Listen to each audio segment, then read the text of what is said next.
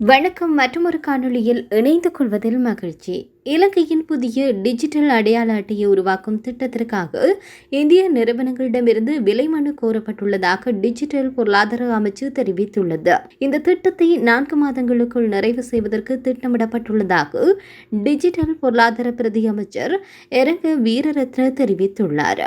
இந்திய அரசாங்கத்தின் ஆதரவுடன் செயல்படுத்த இந்த திட்டத்திற்காக 10.4 பில்லியன் ரூபாய் இந்திய நிதியுதவி வழங்கப்பட உள்ளதாகவும் தெரிய வருகின்றது. இதே நேரம் சர்ச்சைக்குரிய இலத்திரனியல் விசா முறைகேட்டில் குற்றத்தை ஒப்புக்கொண்ட முன்னாள் குடிவரவு மற்றும் குடியகல்வு கட்டுப்பாட்டு ஆணையாளர் ஹர்ஷ இலக்பிட்டிய தொடர்பான வழக்கில் முன்னாள் அமைச்சர் ஒருவரும் சிக்குவதற்கான வாய்ப்பு இருப்பதாக கூறப்படுகின்றது. 2 வெளிநாட்டு நிறுவனங்களுக்கு இலத்திரனியல் விசா வழங்குவதற்கு நிறுத்திவிட்டு பழைய முறையை பயன்படுத்தி விசாக்களை மீண்டும் வழங்குவதற்கான நீதிமன்ற உத்தரவை மீறியமை தொடர்பில் நீதிமன்ற அவமதிப்பு செய்த வழக்கில் தற்போது விளக்கமறியலில் வைக்கப்பட்டுள்ளார். இந்த நிலையில் குடிவரவு மற்றும் குடியகல்வு கட்டுப்பாட்டு திணைக்களம் பொது பாதுகாப்பு அமைச்சின் கீழ் செயல்பட்டு வருகின்ற நிலையில் அப்போதைய பொது பாதுகாப்பு அமைச்சரையும் அப்போதைய செயலாளரையும் குறிப்பிட்டு சில ஊடகங்கள் செய்தி வெளியிட்டிருந்தன. இலத்திரனியல் விசா விநியோக சர்ச்சையில் அப்போதைய பொது பாதுகாப்பு அமைச்சர் டிரானலசும் சிக்குவாரா என்ற கேள்வி எழுப்பியுள்ளன. முன்னதாக 2024 ஆண்டு காலப்பகுதியில் இலத்திரனியல் விசா நடைமுறையில் இருந்த சிக்கல்கள் தொடர்பில் அப்போதைய பொது பாதுகாப்பு அமைச்சர் என்ற ரீதியில் டிரானலஸ் பல கருத்துக்களை ஊடகங்களுக்கு வழங்கியிருந்தார். இதன் பின்னணியிலேயே டிரானுக்கும் இலத்திரனியல் விசா சர்ச்சைக்கும் இடையில் தொடர்புகள் உள்ளனவா என கேள்விகள் எழுப்பப்படுகின்றன.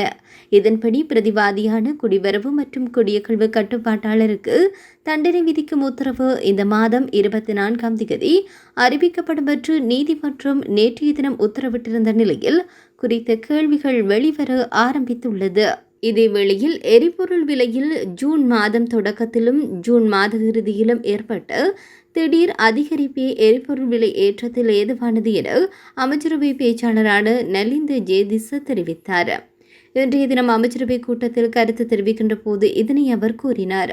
ஜூன் மாதத்தில் ஏற்பட்ட விலை தளம்பலுக்கு ஏற்பவாறே ஜூன் மாதம் 30ஆம் தேதி வரை விலையில் மாற்றம் செய்யப்பட்டுள்ளது. அவ்வாறான நடைமுறையை பின்பற்றப்படுகிறது.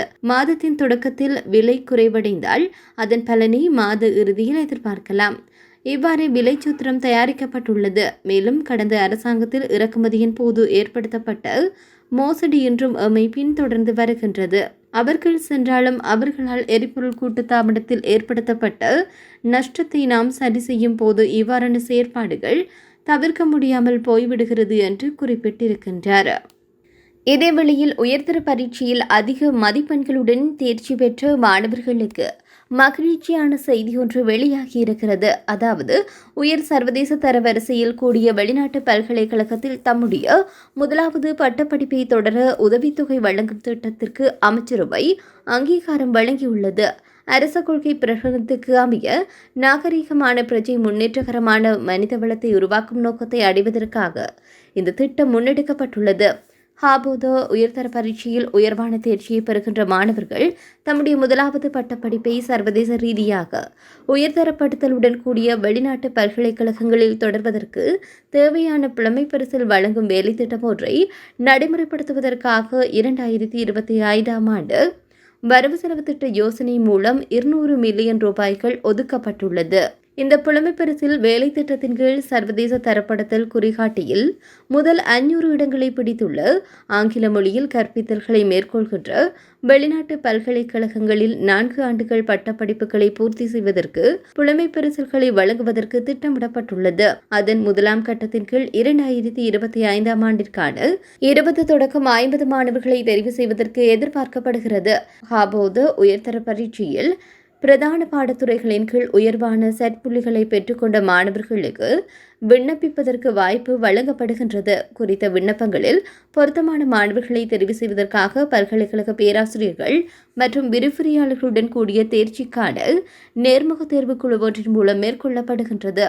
இதற்கமைய உத்தேச வேலை திட்டத்தை நடைமுறைப்படுத்துவதற்காக கல்வி, உயர்கல்வி மற்றும் தொழிற்கல்வி அமைச்சராக பிரதமர் அவர்கள் சமர்ப்பித்த யோசனைக்கு அமைச்சரவை அங்கீகாரம் வழங்கியுள்ளமையும் குறிப்பிடத்தக்கது. இதேவேளை அஸ்விசுமு இரண்டாம் கட்டத்தின் கீழ் கொடுப்பனவுகளை பெற தகுதியுடையவர்களின் பட்டியலை நலன்புரி நன்மைகள் சபை வெளியிட்டுள்ளது. தொடர்புடைய பட்டியல் அனைத்து பிரதேச செயலக அலுவலகங்களின் அறிவிப்பு பலகைகளிலும், கிராம உத்தியோகத்தர் மற்றும் விடயத்திற்கு பொறுப்பான அதிகாரிகளின் காரியாலய அறிவிப்பு பலகைகளிலும் காட்சிப்படுத்தப்பட்டுள்ளது. மேலும் இந்த பட்டியல் நலன்புரி நன்மைகள் சபையின் உத்தியோகபூர்வ இணையதளத்திலும் வெளியிடப்பட்டுள்ளது. தகவல் சேகரிப்பின் இரண்டாம் கட்டத்தின் போது வழங்கப்பட்ட தகவல்களில் திருத்தம் காணப்படும் விண்ணப்பதாரர்கள் மற்றும் கொடுப்பனவுகளை பெற தகுதியான பட்டியலின் பெயர் உள்ளடக்கப்படாத நபர்கள் இதற்கான மேன்முறையீட்டை சமர்ப்பிக்கலாம். அஸ்விசுமு இரண்டாம் கட்டத்திற்கான ஆரம்ப விண்ணப்பம் சமர்ப்பிக்கப்பட்டாலும் வீட்டு விபர தகவல்களை சேகரிக்க அரசாங்க கள அதிகாரி ஒருவர் குறித்த வீட்டிற்கு செல்லவில்லை என்றால் அத்தகைய விண்ணப்பதாரர்களும் மேன்முறையீட்டை சமர்ப்பிக்கலாம். மேன்முறையீடு செய்வதற்கு முன்னர் அனைத்து மேன்முறையீட்டாளர்களும் வீட்டு வசதி தகவல் சேகரிப்பின் போது IWMS தரவுத்தளத்தில் தங்கள் குடும்பத்தை பற்றி வழங்கப்பட்ட தகவல்களை பார்வையிடுமாறும் கேட்டுக் கொள்ளப்படுகின்றனர். மேன்முறையீட்டாளர்கள் மற்றும் ஆட்சேபணியாளர்கள் www.bbb.government.lk என்ற உத்தியோகபூர்வ வலைதளத்திற்கு பிரவேசித்து பின்னர் தங்களுடைய மேன்முறையீடுகள் அல்லது ஆட்சேபனைகளை இணைய வழியாகவும் சமர்ப்பிக்க முடியும்.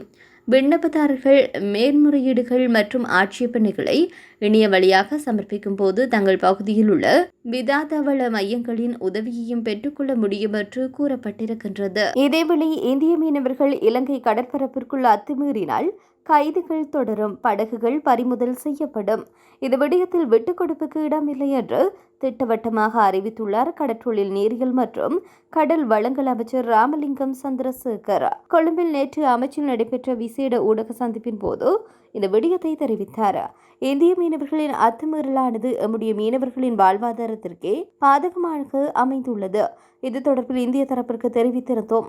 கடந்த 3 மாத காலங்களாக இந்திய மீனவர்களுடைய பிரச்சினை இருக்கவில்லை. தற்போது மீண்டும் இலங்கை கடற்பரப்பிற்குள் அத்துமீறி நுழைய ஆரம்பித்துள்ளனர். அவர்களை நாம் கைது செய்தோம். இந்திய மீனவர்களிடமிருந்து பறிமுதல் செய்யப்பட்ட படகுகள் மயிலட்டி துறைமுகத்தில் தடுத்து வைக்கப்பட்டுள்ளது. அவை அரசுடைமையாக்கப்பட்டுள்ளன. தமிழக மீனவர்கள் எமது கடற்பரப்பிற்குள் அத்துமீறுவதை நிறுத்த வேண்டும். அவ்வாறு இல்லையில் கைதுகள் தொடரும், படகுகள் பறிமுதல் செய்யப்படும், உரிய சட்ட நடவடிக்கை எடுக்கப்படும். மீனவர் பிரச்சினை தொடர்பில் ராஜதந்திர ரீதியிலான நடவடிக்கையிலும் இறங்கியிருக்கின்றோம். கடற்படைக்கு கூடுதல் வளங்கள் வழங்கப்பட்டுள்ளது. இதன் மூலம் இந்திய மீனவர்களின் அத்துமீறல் தடுத்து நிறுத்தப்படும். இலங்கை கடற்படையினர் மிகவும் கட்டுக்கோப்பாகவே நடந்து வருகின்றனர். இந்திய மீனவர்களின் ட்ரோலர் படகுகளால் தான் இலங்கை கடல்வளம் நாசமாக்கப்பட்டுள்ளது. இந்த நிலைமை தொடர்ந்தால் இலங்கை கடற்பரப்பு கடல் பாலைவனமாக மாறும் அபாயம் உள்ளது என்றும் ராமலிங்கம் சந்திரசேகர் தெரிவித்துள்ளார்.